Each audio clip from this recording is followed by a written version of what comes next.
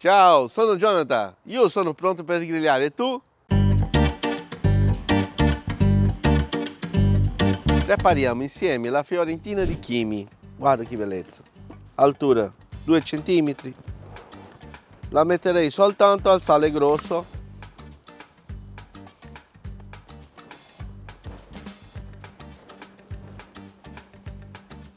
E poi la fina, un filo di olio di oliva.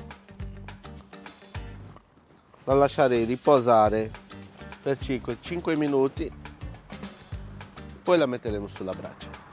Già passati 5 minuti di attesa, adesso la mettiamo sulla griglia.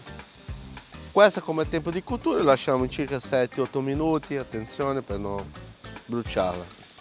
Dobbiamo fare solo la crosticina da una parte e dall'altra e servirla al sangue. Ecco, la bistecca è pronta. Abbiamo già il grasso, bello croccante.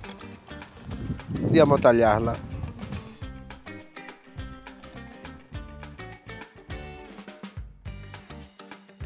Aggiungiamo un filo di olio di oliva crudo e siamo a posto.